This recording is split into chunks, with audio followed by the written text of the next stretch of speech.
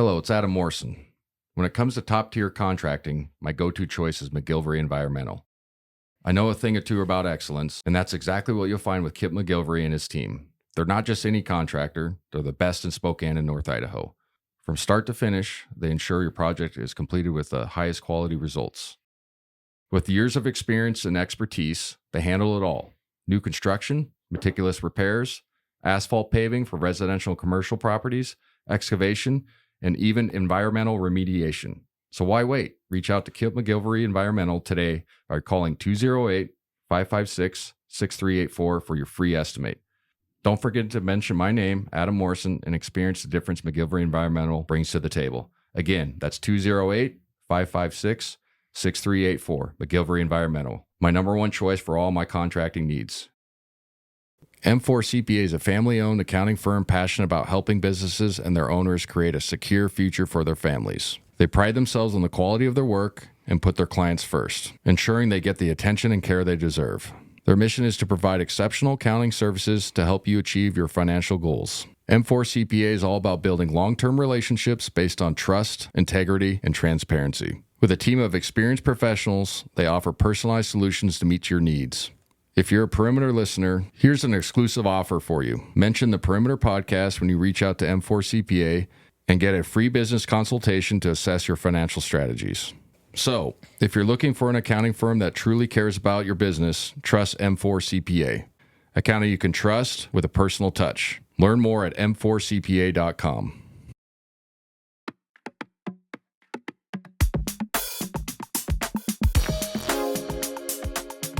Welcome to the Perimeter, Season 5, Episode 18, presented by McGillivray Environmental, Idaho Central Credit Union, M4CPA. Sorry for the break. We had some scheduling issues. Brendan was out of town. I was out of town. We were going to do a Zoom one, but it didn't make sense. I never like how the Zoom ones sound. They're just, I don't know. Yeah, I mean, and it was very like, being in Japan, like the time difference is like it never, like it's always like if it's the morning there, it's the evening here. If it's the evening there, it's the morning here. Like it's never, I was always asleep when it was like perfect time for you to do it. So. And I just honestly think like when you do it over Zoom, it's just, I don't know. Yeah. And so I was like, well, let's just wait because we had the weird gap too because we had a Wednesday game. Mm-hmm. So I was like, let's just wait until the Santa Clara, San Francisco. We beat WSU by a lot. Yeah. So I don't think we need to even cover that game, but we're obviously going to recap Santa Clara and San Francisco, talk a little bit about Pacific, but it's getting kind of crunch time too for seeding talk. You know, We'll kind of have a little bit of an idea of that. I think Lenardi has us as a 3 seed. Yep. He's a pretty reliable source. And so, these next 3 games are pretty massive in the sense that if we don't have a slip up, we can wrap the league up on against Portland on senior night. Yeah. And that means the game in at St. Mary's, quote unquote, doesn't matter, but it does. But we still win the league title. We still have the number 1 seed. It matters immensely for them because Santa Clara still got work to do. Yep. But it gives us another quad 1, so then maybe we move up to a seed line 2. Mm-hmm. But I think 3 and 4 is perfectly reasonable. Yeah. I figured that about halfway through this season. I know that early on people are like, we could be a 1 seed. I just it's just after the Michigan game, and it's not just because of that, but it's like, 1 seed's a different metric. Definitely. And so I was like 2 through 4. And so that's right obviously in the mean of that, in the middle. So, right now we're 11 in the coaches, 11 in the AP, 8 in the coaches, 9 in the KenPom, which is always the one we look at the most, the net rankings. I think our listeners kind of start to understand. You can look at the media rankings, doesn't mean anything really, right. and it's not a knock, but it just doesn't mean anything. But we go down to Santa Clara, and I've talked about it throughout this year. It's kind of weird having these last hurrah in some of these buildings, and so you're like, thinking of as we're getting down there, thinking of like the magnitude of the game, and Tom Hudson on our broadcast did a good point. He's like, they haven't had a game for first place in probably 30 years, and this is just crazy to even think. And so going into that game, it was for first place. You're obviously playing a Gonzaga team that you've beat once out of 2 years in a row, but one time down there 2 years ago, and then another time at their place or at our place the year prior. So it's like, holy, this has got some real juice, and the building felt exactly like that. It was awesome environment. Yeah. They do a pretty good job with their student section, even though, they probably don't go to a ton of games. There's legit energy in the air. So when they came out, they got up to a 17-9 lead. I wasn't worried because I figured just not, and it's not Monday morning quarterbacking. We're like, oh, I was right. But I was just like, this team in Santa Clara is going to come out and make a few shots early. The crowd's going to be hyped. We might not be nervous, but just a little bit taken back. And that's exactly what happened. But I didn't feel like we were not ready for the moment.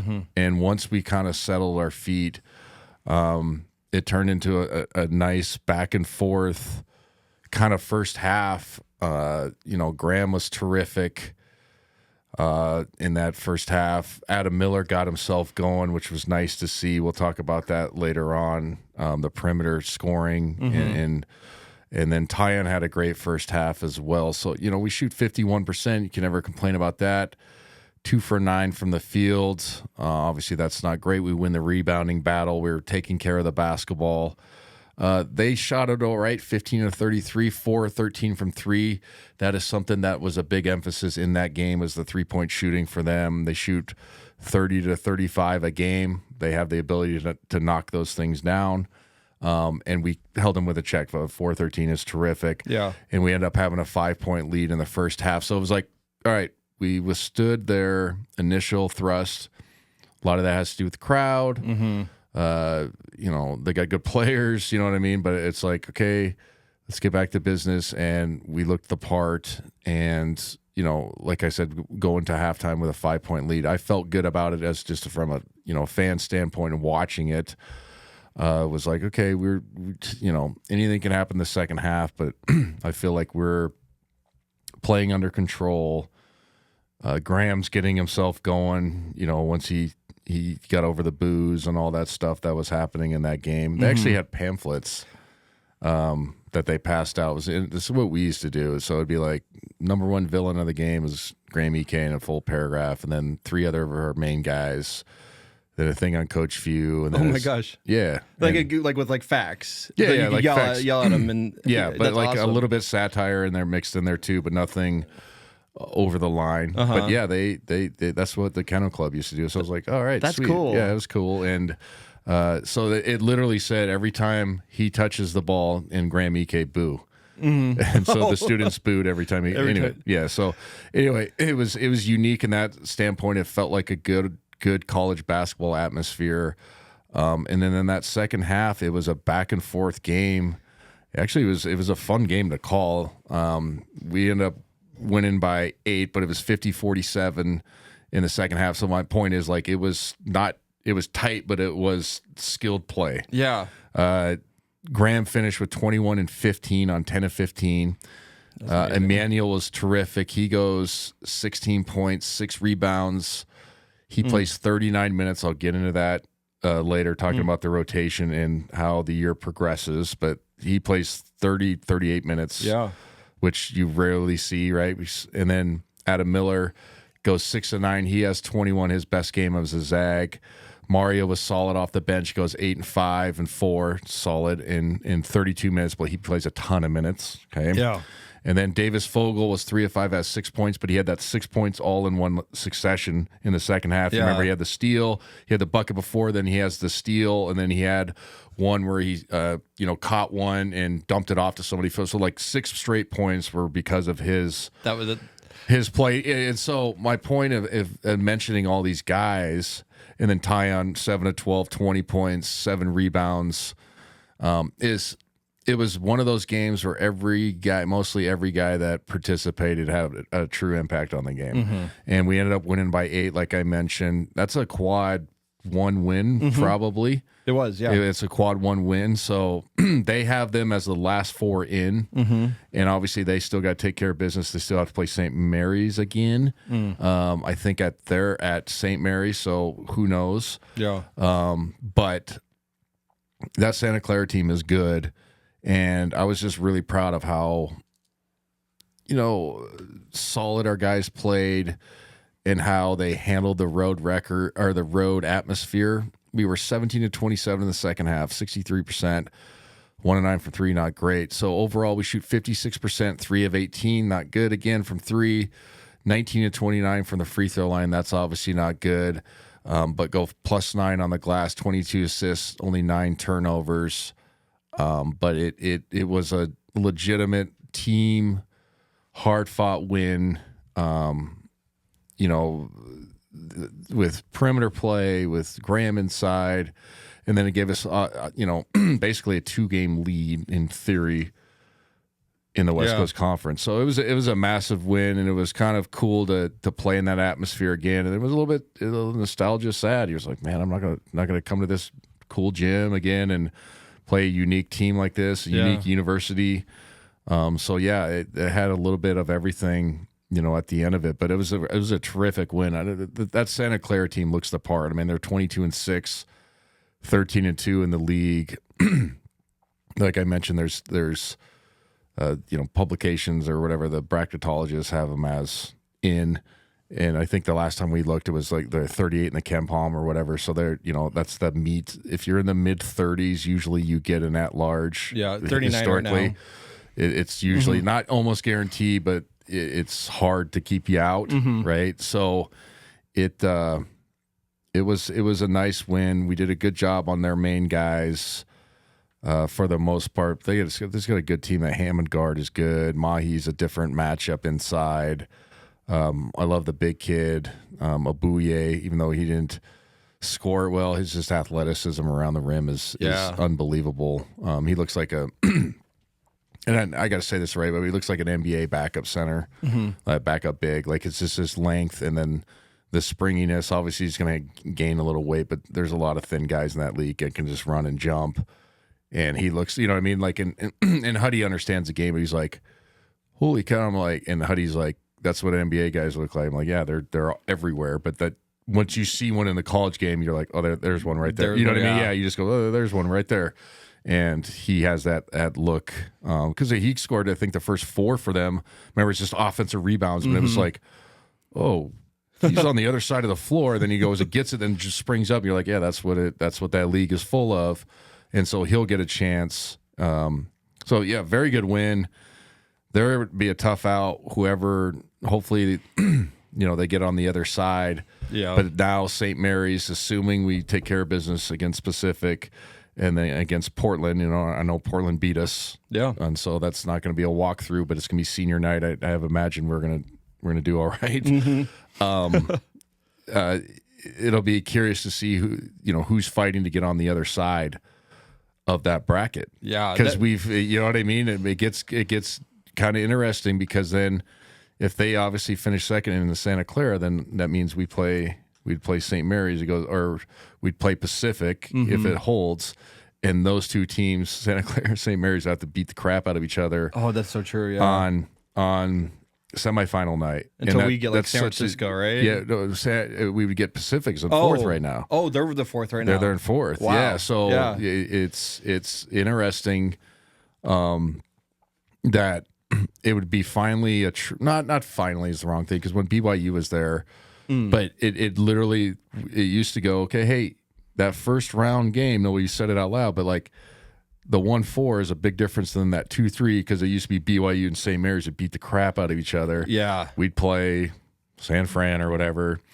It'd be a hard game, but we'd win by 15. And then then they tip off at 9 and you watch them beat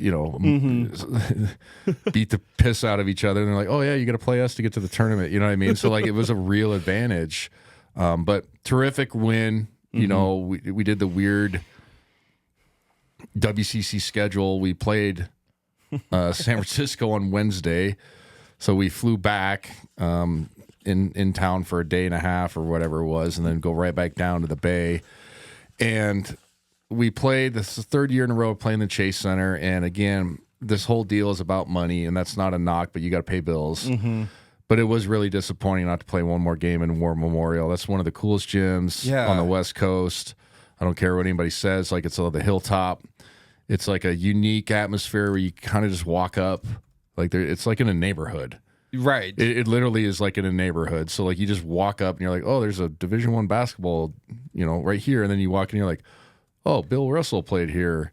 I think Casey Jones played here. And then you're like, Bill Cartwright played. You know what I mean? And, like, you start looking at, like, some of the older players and you're like, like the history of early college basketball. You're like, well, this is a pretty cool gym. Yeah. And they've done a good job of renovating it. So it's just it's a small, cool atmosphere. And then you're just like, oh, we gotta go play in the Chase Center. And that's a beautiful building, but it's for, it's just big. Yeah, it's just big. So then you get in there and there's 4,000 people, if that, and it's just like that's so like it's only like 4,000 people, and like that's so weird that they wouldn't. I mean, they I just get got to make the extra 1,000 tickets. You got to like, make the money. Yeah, you got to make the money, and I get it. But it's just like for us on a personal level, it's like I wanted to call one more game there. I'll probably never go to that gym ever again. Right? What's the point? Yeah. And so you're just like, and I had one of my best games I've ever had there. Yeah.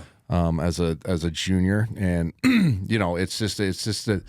it was like a little bit disappointing in that sense. And the Chase Center is fantastic. That and the one down in L.A. that the Clippers play at they rival each other on just the uniqueness of the technology and how they look. You know what I mean? But then you're like, there's people here, but there's not.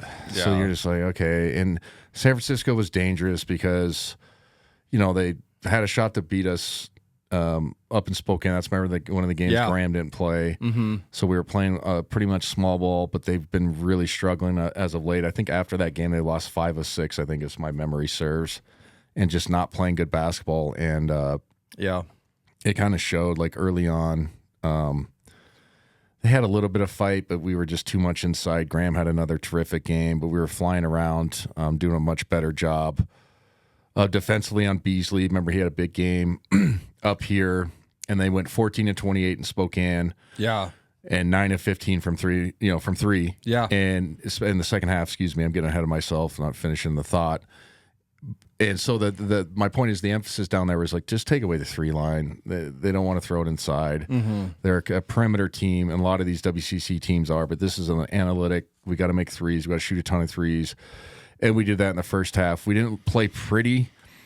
It wasn't like we were rolling, but the atmosphere wasn't great, and that's not an excuse, but sometimes it is. Like when it's just there's no life, no juice in the building, and we're up 41-29, controlling every aspect of the game. Shot 54% in the first half. Didn't shoot a ton of free throws. 3 of 3. It was pretty much a clean game. Second half rolls around, and it was much more the same. We ended up going +9 in the second half, so ended up winning by, 21? We hold them in the first half to 36%, 1 for 11 from 3, which is terrific.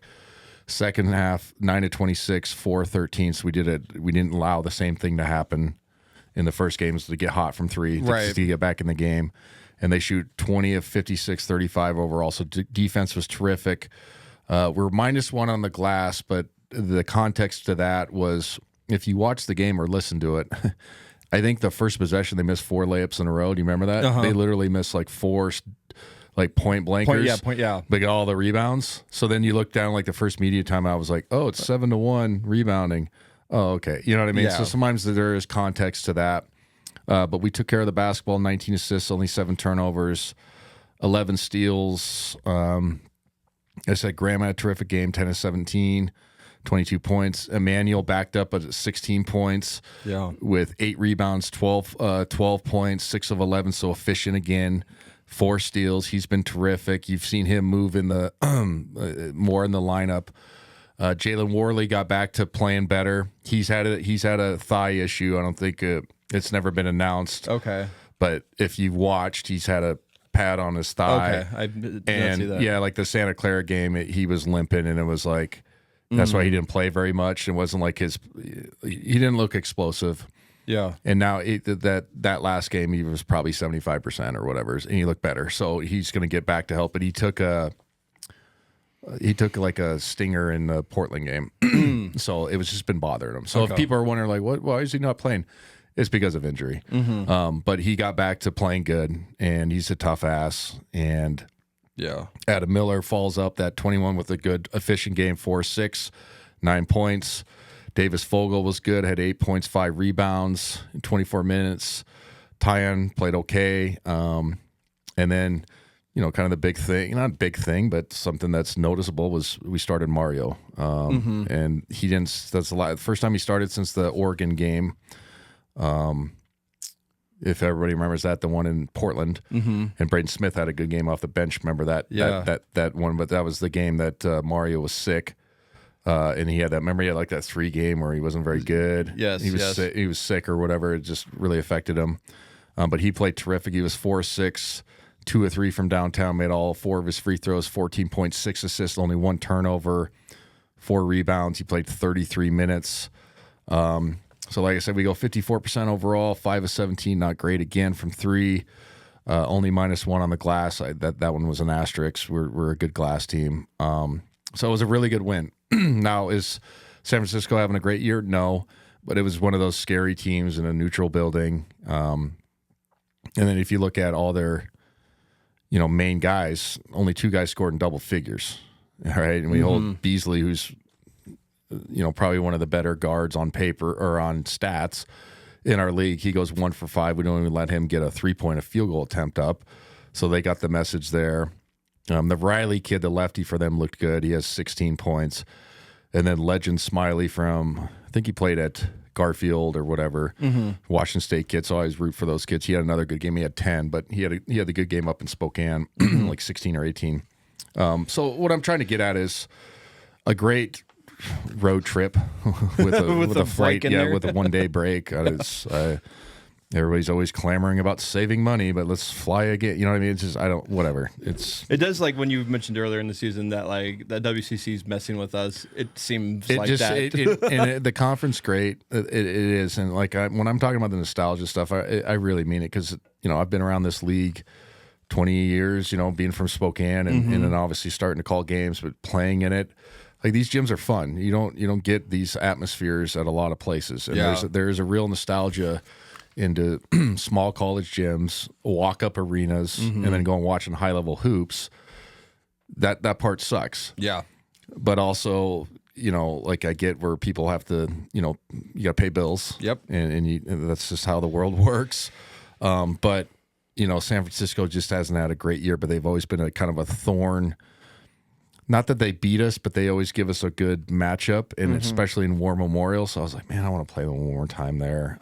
Because if you just think back, the fans listening, okay, they had the Rasheer Bolton game. Remember, he scores that layup, and then that random dude gets up and like shoves him on the baseline like 3 years ago or whatever. Remember that? Mm-hmm. But he was yelling at him, but he was yelling at the ref. But on TV, it looked like he was yelling right at Rasheer Bolton. Remember that? Yeah.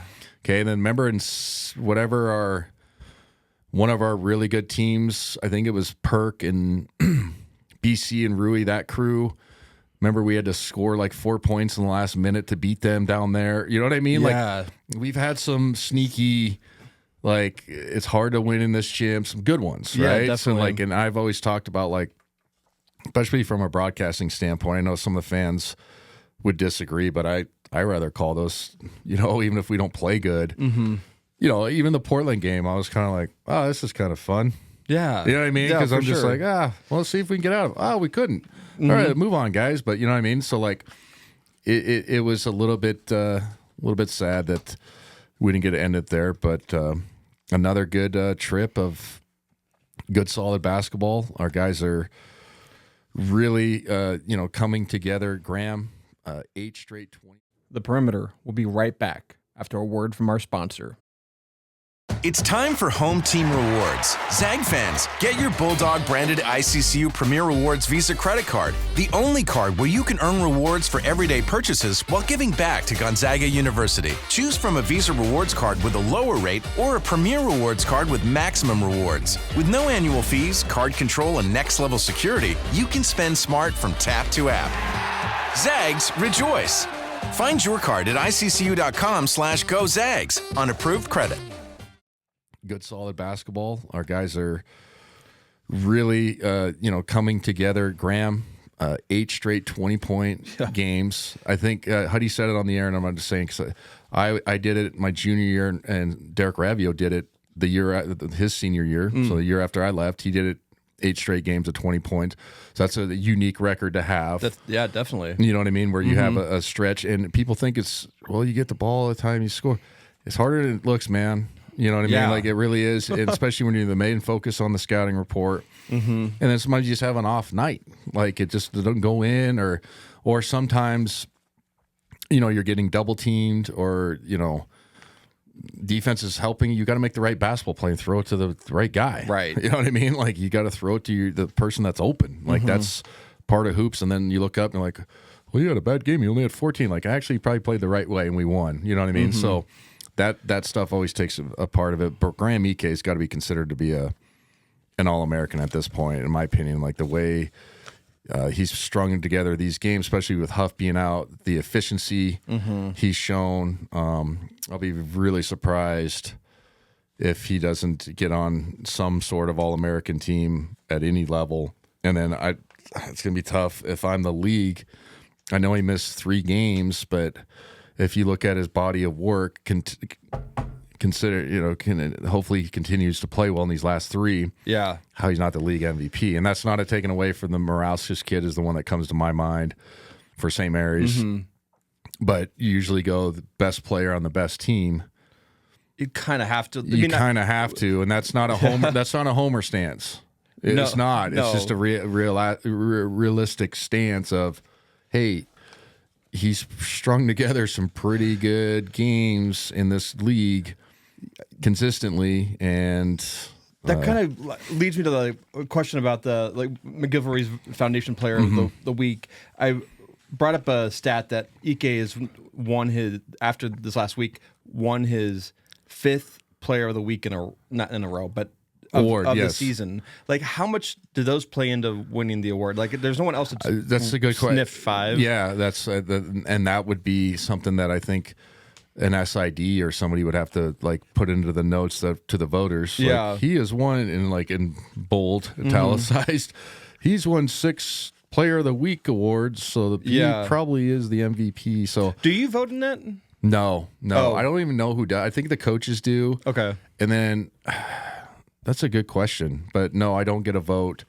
It seems like they would have maybe press team. I think it should, and this is not just because I'm doing it, but TV and the people who do the radio, they see all the games and they see all the teams, so it would make sense. But then.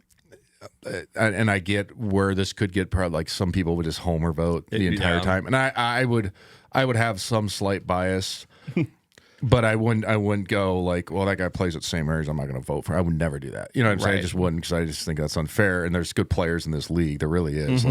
I talk about it when I call the games. I'm like, yeah, that guy could play for us. You know what I mean? He's good. You know what I mean? So, but I'll be curious to see how Graham,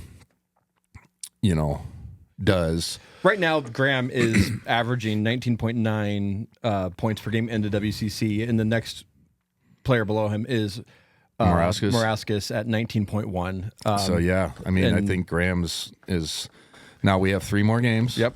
But I think he's in the he's the leader out of the clubhouse to get that award. Now we have to talk a little bit about the shorting rotation. We have to do it because everybody's gonna wonder why. Yeah, I'm very curious. I mean, I was running the marathon in Kyoto when the Santa Clara game was going, so I got to listen to that entire game running my marathon. Oh, nice. And so I listening to you and Huddy go back and forth, especially on the first early possession. See, hold on. You're in Japan and you can still listen to the game. So the people listen to the podcast, you can always tune in exactly and listen to the pregame and the postgame show. Keep going. Sorry. But it was it was such an experience to listen to it on the radio because you kept on talking about how loud it was in there. Oh, it was blaring loud. And you could hear it over the mics too.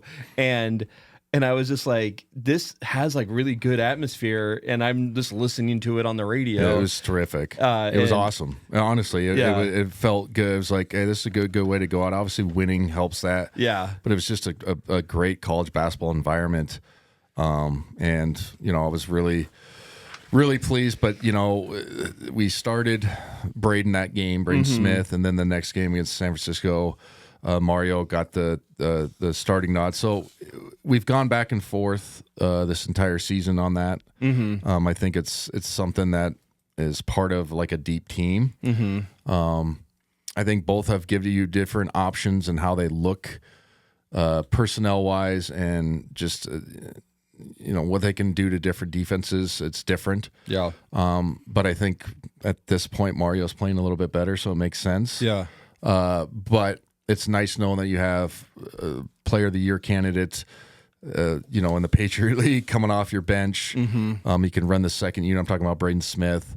So I don't take too much stock into it as maybe some others do, because they both started at equal times this year. Not equal, but at certain times during the season. Yeah.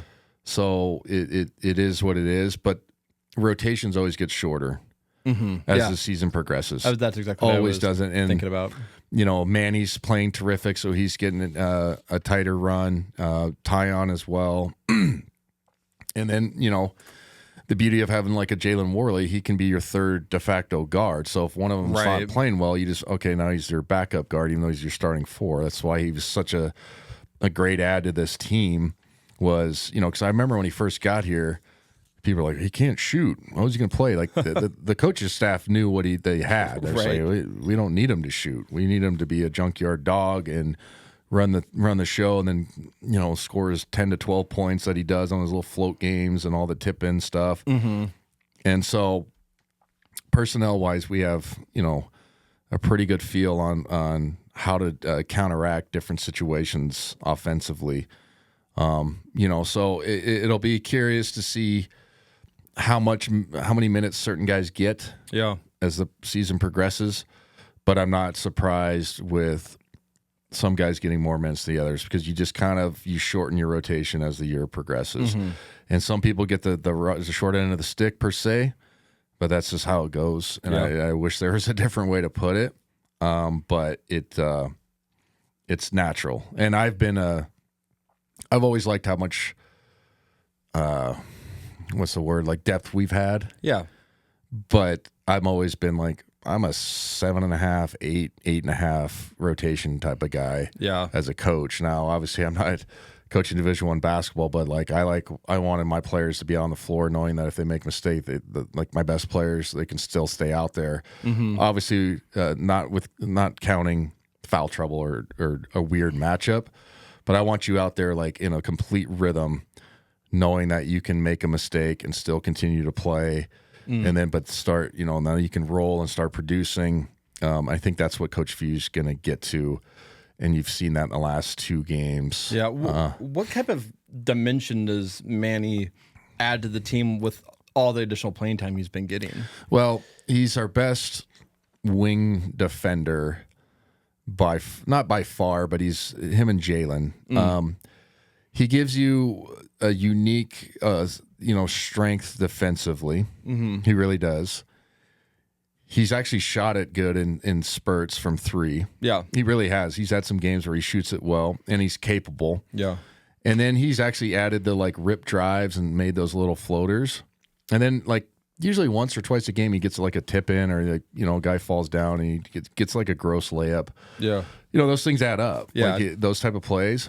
And then he's smart enough to realize, you know, if I catch it on the wing, if there's Graham EK's right there, I need to throw him the ball. Or if the ball gets thrown to me, it's not going to stick to my hands. I'm just going to ping it to the other side.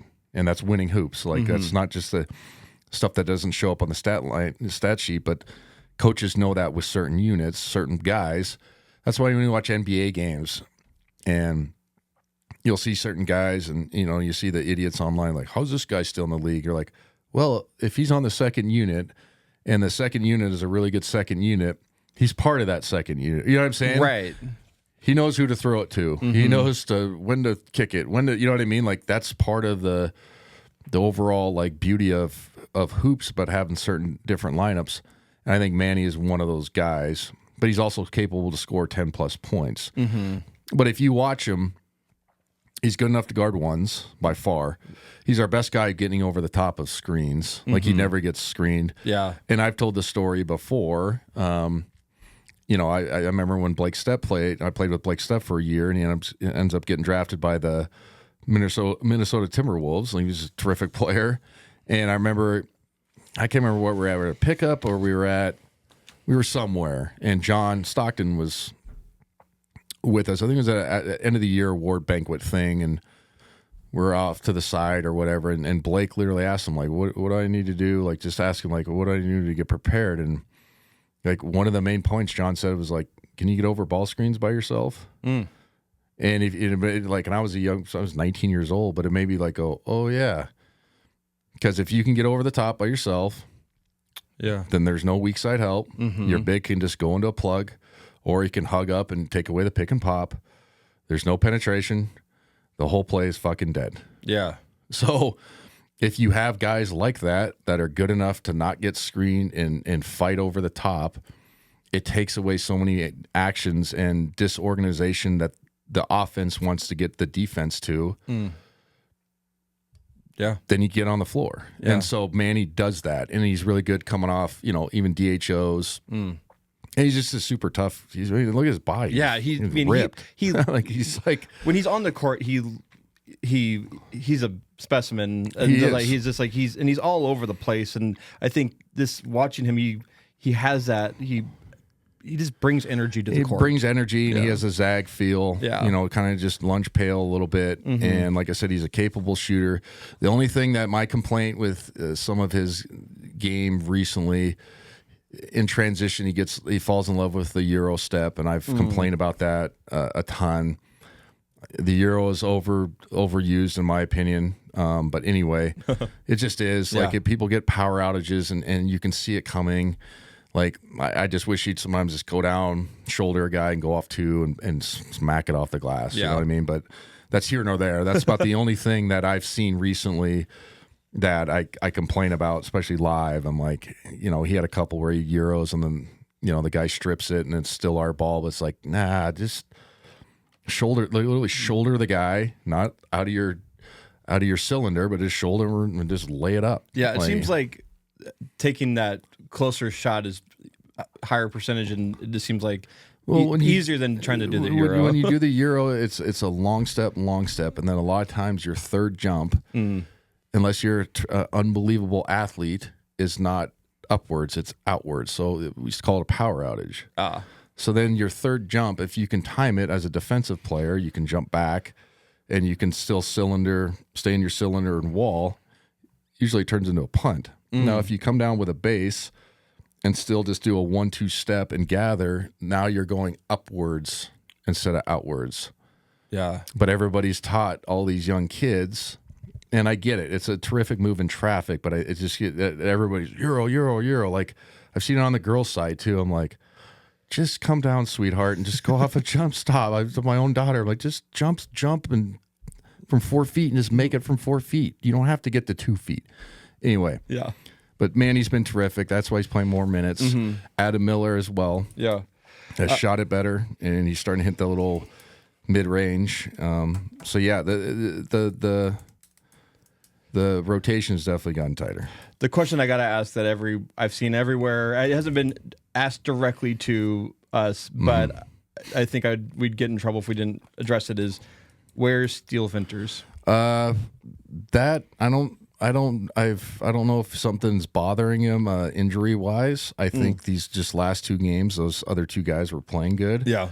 I think he's still a capable shooter, a capable player, solid defensively. I think he's still going to get a chance to come in and play. But I maybe sometimes there's an injury that I don't know about because they don't tell us everything. Right. It could be something bother him in that regards. But those other guys have played well. So I wish I could give like a definitive, a definitive, answer on it. But I don't know. Now, speculation is personnel matchups in those games, or maybe something that the staff didn't like. But he's still a terrific player. He still has a chance to help us. He's helped us a ton this season. So I don't think the book is like, the page is turned is what I'm trying to get to. So I think there's still opportunity for him to play meaningful minutes and have meaningful opportunities. That's my best guess, and that's being honest. Yeah. So, No, I was looking at the availability reports for the NCAA and like what do teams have to do, and like it's just the night before and 2 hours before tip off, if anyone's questionable, they have to put that on as a designation, or if they're out. And imagine even if they're available, you don't have to do anything. Yeah, it's the old Bill Belichick Patriots. Yeah, lower body injury. Right. Just quick side note. I remember he used to put everybody. Everybody on the injury report. Yeah, it's awesome. And that's why the entire team. I think that's probably questionable. The entire team. It's amazing. I think it's why they got rid of the probable designation in the NFL. Yeah, no, everybody's hurt. Yeah, prepare for all of them. It's hilarious. Well, my M4CPA stat of the week was going to be bracketology, and we've already kind of covered it. Like I found 4. Yeah, I found this website called bracketmatrix.com, and it aggregates every bracketologist. Bracketologist. There's a lot. But basically of the brackets, like we are solidly in as a 3 seed right now. It makes perfect sense with kind of where we're at, strength of schedule. What is going to be curious is once the season's done and we're really going into this. We had to do it last year by proxy. Like we had no choice. Right. We were like, oh shit, we got to really dive into our metrics. And it was good for us because it gave us a different view on, the Zags and the schedule. But like if we look back at some of our, quote unquote good wins. Like Creighton hasn't had a great year. That's not a knock on them. They just beat UConn. That helps. Arizona State hasn't had a great year. They just beat Texas Tech. That helps. But you get what I'm saying? Yeah. And then I think Oklahoma's having an okay year. But you know what I mean? So like you start going, and it's hard because you schedule these teams, and then afterwards you got to assume that you got to root for them afterwards. What's helped, I guess, would be Michigan blowing out everybody else. That's true, yeah. But you get into these, we talk about it on our show. We're guilty of it too. Like, oh yeah, we beat Oklahoma. It's gonna be a great win for us. And Creighton, and which it is at the time. You're like, at the time, this is a blue blood program. Historically, and sometimes it just injuries or what conference and all that stuff. And in some of these conferences, these guys playing like the Big 12, you can lose 3 games in four stretch and still be a really good basketball team. Yeah, definitely. Like look at Arizona, and we love Tommy Lloyd. They had to go Kansas, Texas Tech, and they just beat BYU. But that was their 3 games in a row. I think you had to play those 3 effing teams in a row. Yeah. That's tough. You won't even want to do that in a November Thanksgiving tournament when you can kind of control your first game. Like, hey, right, we'll play Chaminade if we come over, or like, like Central Michigan, we'll take them. And like we did that one year in Vegas. Remember, we played Duke, and then for the first game we played Central Michigan. It's like, all right, we'll take that one. And exactly, yeah. But anyway. Kentucky's another one that I was like, they beat Arkansas. See, but now people have them as a for sure in. Yeah. No. So they're halfway through the year. We were like, that's the other one. We were like, this is going to turn into not a good win. And now it's like, yeah, it's a really good win because they've turned it around. Mark Pope's done a terrific job of getting them back on track. So that's why it's so hard. And you kind of have to, with the bracketology stuff, and this is an obvious take, you have to wait until the conference tournaments are over because a lot of it fluctuates so much, especially in the situation that we're in when we're not in like a Power 4 with 7 teams getting in for sure. Because right now we're a 3-bid team in theory, but you don't know if St. Mary's is gonna. Let's say they lose another one and then they lose to us. Just theoretical. Yeah. And then what if they lose the semi game in the in the West Coast Conference. Then you start going. Then you have to look at their. You know what I mean? Yeah. So it's a lot of it has to do with conjecture and just figuring out and kind of guessing. But that gives us content, so I guess it's good for us. I mean, the other thing I was looking at in this is like, right now we are the WCC is a 3-bid league. And then I was like, well, how are our teams that we're going to be going into the Pac-12 with next year? Yeah, it's good to see this. Yeah. And I mean, right now it's Utah State. Yeah. And I mean, like is San Diego State on here? I don't think so. I don't think so. I haven't heard anything about them. Colorado State, I don't know how good they've had because they were good last year. That was part of the it's going to be good. Boise State's had a down year. Love Leon Rice, but they've been better in the past. So yeah, it's Utah State right now. It'll be interesting, and that's going to be the fodder for a lot of our content next year. Is talking about the new league and where it stacks up, but then we'll get right back into the same old conversation. Please don't turn our podcast off, but NIL transfer portal, what this team's going to be, you know what I mean? So we have to look at the transfer portal for these clubs. Yeah. Or we do. Yeah. And absolutely. then for us too. So it's one of those things where you used to be able to kind of predict that just say San Diego State team, they're playing 4 freshmen, they're going to be much better next year. Can't do that anymore. Can't do that anymore. Yeah. It doesn't make sense. Well, you were talking about the San Francisco kid who Abuye, who's like I was like is Santa Clara. Sorry, Abuye. Yeah. I was just like, when you're talking about him, like, yeah, he's such a great player. I hope he stays at Santa Clara. Yeah. And I talked about it at length from the Portland game, the Foxwell kid. Right. And you're like, I mean, look at Aiden Mahaney, who played at St. Mary's. Yeah. Remember the first 2 years we couldn't guard. I mean, we could guard him, but he was a problem. Then he transfers out. Yeah. You know what I mean? Like, and then you can't. It's not blaming. We're not doing anything of that. But we're just being like, you just like at these smaller schools, you literally don't know. Yeah. And it's unfortunate, but it's the way the landscape is. I mean, we're barely going to touch on the Pacific game, but Elias Ralph is third in the WCC at points per game at 16.6, and obviously Pacific's having a very really good year. Yeah, in comparison to how they've been playing over the last couple of years. But I mean, watch this kid on Saturday because he's probably going to play somewhere else next year. Yeah, I mean, let's go over the Pacific real quick. They're 8-8 in conference, a 4th, 17-12 overall.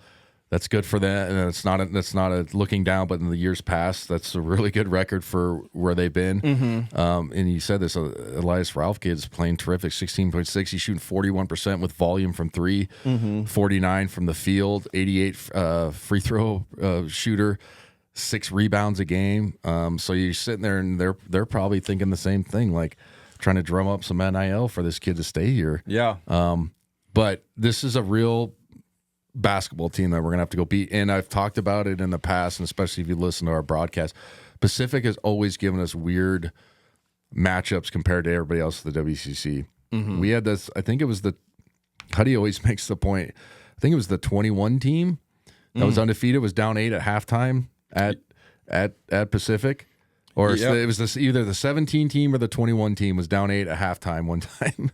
Jesus, you know what I mean? Yeah. And so like they always play us a little physical. They play us just a little bit different. So like this is gonna be an interesting game Saturday, and they're in 4th place. So for them, they have a lot to play for. They haven't played probably in the semis and not having to play a Saturday night game in a long time. Yeah. So, for them, it's meaningful. And then, like I said, if you're looking at the crux of the rest of the league, St. Mary's and Santa Clara, their matchup is going to be massive for which side of the bracket do they get on, going into the West Coast Conference tournament. We still have things to take care of, but if we beat Pacific and then senior night, we beat Portland, we win the WCC in the last year regular season. We haven't done that in 2 years. I know we won the conference tournament last year, but we didn't win the regular season championship. Yeah. So that's a big step for us. And then it matters for who do we play in the semifinals. right? So it'll be interesting to see. But this is a much improved Pacific team. And for hell or high water, I'm not doing the Portland recap like I did, or the Portland preview. So yeah, we're gonna kick their ass, and then what the hell's going on? But this is a better team, 8-8 in the conference, much better. You want to get to the ICCU Ask Adam question? Yeah. So I found this question. The Perimeter will be right back after a word from our sponsor. It's time for Home Team Rewards. Zag fans, get your Bulldog branded ICCU Premier Rewards Visa credit card, the only card where you can earn rewards for everyday purchases while giving back to Gonzaga University. Choose from a Visa Rewards card with a lower rate or a Premier Rewards card with maximum rewards. With no annual fees, card control, and next level security, you can spend smart from tap to app. Zags, rejoice! Find your card at iccu.com/GoZags on approved credit. Much better. You want to get to the ICCU Ask Adam question? Yeah. So I found this question come through, and it's from a while ago, but I was like, I am curious about it. It's from Tim Harrington. He asks, set aside endorsements from commercials and appearances, and what is your estimate on how much players are getting paid via the collective? Surely you must have some idea. Now, I don't know if that's true. If you surely have some idea. I'd like to think I do. I wouldn't have this. I shouldn't have this podcast. Right. No, for sure. I can turn it off. So I'm gonna have to go through this diplomatically as best I can. So a lot of the times, and again, just like everything in society, the internet skews what's real. Yeah. Okay. And a lot of times people just put stuff out to put stuff out. Now, is that because of random fans? Yes. Is it because of agencies wanting to create leverage for their own clients? That's usually the answer. One of the old sayings, I guess, is, especially in sports, and especially like during contracts, stuff gets out because somebody wanted it out. Got it. Yeah. Do you see what I'm saying? Okay, so what I'm trying to get into is, we've all heard this guy's making $4 million a year. Right. He's making $3 million. Okay. Might be true, but sometimes there's some BS behind it. Gotcha. Now that happens more in the football side, especially with like the quarterbacks, because that's a huge market for a quarterback.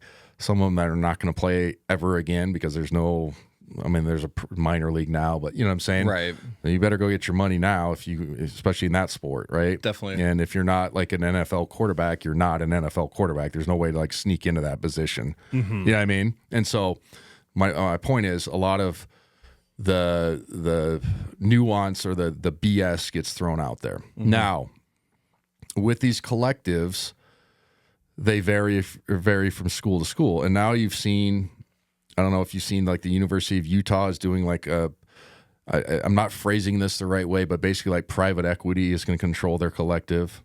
So like invested in the markets. Yeah. It's just, okay. I know Texas Tech, and again, I'm not 1,000% on the details, but I'm mostly right. Theirs is based on, I believe, an endowment that's tied to like oil money. Okay. So that's why their football team, obviously good coaching, but that's why all of a sudden, so they're good. They just have all this like endowment money. Yeah. That's basically based off like real financial markets. And so, yeah. And so with the endorsements and commercials, that stuff you'll never know. But like, remember when Drew Timme had the hilarious Northern Quest commercials, and they actually did a good one this year with Braden and Graham. Just well done, and Quest has been great to us, and I know some of the upper guys. They're great people. They've been great to the community, especially Gonzaga. There was a number floating around with Drew was making, and I had dinner one time with one of their heads, and he was like, "That's not true. That's not what we're paying them." Right. Yeah. So that's my point. That's the only reason I'm. Not that he didn't make a lot of money, but it was like, that's numbers not even close, right? I think the point is, you're like, these numbers that are being thrown out there, whatever you're hearing is probably not true. It's probably not true. And it's not to be burst somebody's bubble or be like, you don't know what the hell you're talking about. I'm not saying it like that. But also I'm saying that some of these guys are making $500,000. Yeah, that's complete $500,000 plus. Yeah, is completely reasonable, but there is some complete utter nonsense that gets thrown out there. So to bring it all together, I know it was a long-winded, but I had to, because you have to answer it with complete context. Yes, you can't just be like, I know they're making this much. Nobody really knows for sure, right? Because there is no CBA or whatever collective bargaining, or there's no union. So like it's based on whatever the, and I wouldn't be surprised if the universities just go, oh yeah, we're going to pay you this, but you have to sign an NDA and you can't disclose what you make. That makes sense. You know what I mean? Yeah. So then the numbers, so then leverage can't be used against you. But I do know that there are instances, and I'm not 1,000% sure with us, but there's players in the country getting $1 million plus. I know Cooper Flagg was making like 5+ or something like that. The kid from AJ Ambasta or whatever his name is from BYU is terrific. He's going to be a top 5 pick. I think he was getting like 6, 7 or something. That was the number. But that was coming from a billionaire, the Jazz owner. Was the story everybody told. But then everybody wanted to be like, was it coming from the LDS church? This collective stuff is bonkers, man. It sounds. It just is. Because it can come from anywhere. It can come from anywhere. And so, like, I think the original intent of the rule was, like I've said it, NIL meant name, image, likeness. Okay, if I want to go to Northtown Mall and sign autographs, why can't I get $500 as an 18-year-old kid? Like, why does that bother anybody? And that was the intent of the original. That was the original intent. Yes. Because I remember Terrell Pryor and the tattoo incident with Ohio State. They got screwed over. He just got free tattoos for some gear. Looking back, everybody's like, how could you do that? It's like, now you look back, you kind of laugh. You're like, he sold his private gear for some tattoo work. Like, that's not, why can't he? It's his own gear. Right. He got it himself. You know what I mean? So it is really curious. Thank you for the question, Tim Harrington. But I know a kind of a base of it, but a lot of it that you hear is untrue. Yeah, smoke and mirrors. It's smoke and mirrors, and it's agents going against themselves. I do know, and Huddy brought this up, and it was terrific. There was a booster, I think, in Florida for University of Florida. I'm not completely sure. And there was he listed the demands that a potential recruit wanted. And I think he did it. The booster was probably like, all right, I've had enough. And this kid wanted, like some ungodly amount per month. Private photographer, controlling when he substitutes out of the game. Like, so like I think it's gotten to the point where some boosters, and rightfully so, I don't care how wealthy you are, it's like, what am I getting out of this? Right. And I think that happens way more on the football side. I don't think it's not as bad in college basketball. I'm not just saying that because we run basically a college basketball podcast. Yeah. But some of the NIL stuff is absolutely bonkers if you really deep dive into it. But again, you don't know that, like, unless you ask for tax returns. Right. Yeah, that's true. Right? And then how do you really know? And a lot of times universities and private entities, if they don't have to open their books, I'm not opening my books for you. Right. And that's perfectly reasonable for anybody, for any institution, unless you're a taxpayer funded. That is the advantage open your books of Gonzaga being a private university, right? Yeah, I guess you could say it's an advantage, but we have a good NIL base, and we have terrific boosters that open their own personal pocketbooks up. We have terrific athletic giving, and I'm not just saying that just because of the NIL. Look at the last 20 years, what we built. That doesn't just happen. So we've had really generous giving people who believe in the mission statement of Gonzaga and Gonzaga basketball, people that have been really nice to me as well, just on a personal level. So we're in the same neighborhood, but we're not obviously like the Texas Tech, and that's just, but that's, everybody should know that. That's not a crazy take. That's not a crazy take. You know what I mean? I think the best thing about all of this is, like, yes, we have Gonzaga has NIL money, but I would say, as a fan, it's nice seeing players come here who want the opportunity to play for a championship, go to the tournament, and improve their draft stock. You were 1,000% right. It's part of our I hate saying shtick, but our thing is culture. Yeah. Like you come here and all right, maybe you get a little bit more, and a little bit is a real thing from somewhere, but we know we play a pro style. Yeah. We get up and down. Coach Few lets you play through mistakes. And if you've watched and listened to this podcast, he does. Yeah. He can be hard, but he lets you play through mistakes.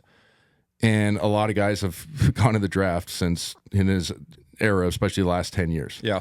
So if that means a lot to you, you're going to be fine. And if you really, and also too, if you really believe in your own personal ability, kind of bet on yourself and your, growth as a player, the money's going to come on the backside. Absolutely. And that money is going to be significantly more than a little bit here at first, but you don't get the proper development and you don't get the proper exposure and you don't get the proper training, and then it doesn't work out. So I think that's why we've been able to stay in the conversation with high-level recruits is, we have money and we have, like I said, great boosters. We really do. And our athletic giving department's terrific. Our president gets it. Our AD gets it. But also there's people in the stands. You're on television all the time. Yeah.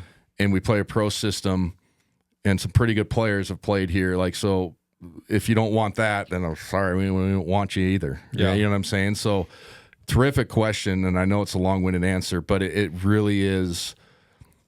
It's a weird world to deal in because we hear it all the time. Just, this kid got what?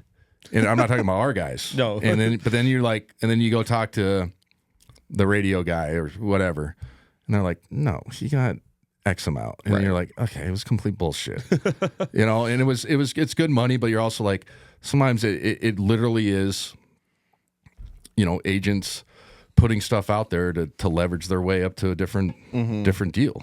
Yeah. Which is, can't believe this is where we're at in college basketball. No, but I mean, it's come up a lot in whether or not we should be treating these players like pro athletes or not. Well, or that's a whole different. Or critiquing them like pro athletes and not being students. So I've gone the way of I've been a little bit more critical, especially on air, than I have in the past in the last 3 years, because I do factor in that aspect of like, well, we are paying you. Yeah. Is it fair? No. Well, it kind of is fair. So then I look at it, but also they are still young. They're kids. Yeah. And I say that in a respectful manner, but they're even though they're over 18, they're kids. Yeah. And they're young developing players. But also if you don't see, for me, it's the little things. If you don't see hustle, punctuality, professionalism, quote unquote, then that's when the critiquing is open doors because you're getting a paycheck. Right. Now, if they weren't, you could still be like, well, he's just young, a young kid. So I think that's where, for me, I've increased my critiqueness or my being critical, I guess. I don't know if critiqueness is a real word. Is things like that. Yeah. But we don't recruit guys like that. We don't, yeah. We don't. Even in the NIL world, we're not taking guys that are not going to play hard, not going to be punctual. You know what I mean? Not going to be professional on a certain level. If they aren't, they don't pan out. They don't play. Yeah. And it seems like Coach Few runs a very tight ship. So, well, would you want to deal with him? Coach Few's, I think he's 60 years old. Would you want to deal with that bullshit? No. You know what I mean? That's somebody, that's for anybody listening to this, in any profession. You get to a certain point, you're like, I don't want to deal with the bullshit. Yeah. I just don't. And you don't have to be like Mussolini or just crazy, like, we do it this way. It's like, no, there's certain things I don't want to have to address. We shouldn't have to address getting to the bus on time. Right. You know what I mean? Having the right gear on. You know what I mean? It's just little stuff like that. Showing up to your weight training session. You're like, okay. So I get it. Yeah. Well, last part of this show, we have some tickets to give away. We have 2 tickets to give away to next week's senior night game against Portland. And I got the wheel out again. I'm going to record the screen. Ooh. And so I can. So it's two tickets presented by McGillivray Environmental. Thank you to Kip. Yep. For doing this 2 years in a row. He's been terrific. He's a terrific sponsor, friend of mine, a donor of the program. Everybody loves Kip. He's been great to me. He's been great to people close to me. Yeah. So thank you, Kip. Thank you, McGillivray Environmental. Some lucky fans going to go to senior night. That's pretty special. Yeah, last game of the season. Last WCC game of forever. Yeah. For eternity. So thank you again. I will say, if I don't have your full name and you're one of the Apple Podcasts reviewers, you have a username. If you're probably listening to this podcast, I'm going to post this on social media. Get back to me very soon. How much time do they have? We got to give that some credit. You have until Sunday. Until Sunday? Sunday at noon Pacific. Perfect. You don't do that? And Sunday at noon Pacific, that's when you have to get back to me if I don't have your full name. If you don't get back, Brennan will spin again on a post and we'll do it. So hopefully you listen to this. Yeah. It seems like everyone who's in this is someone who is either listening to the show or has, because like we haven't done a ton of social media posts about this. Yes. So like no one. So here we go. We're gonna spin the wheel.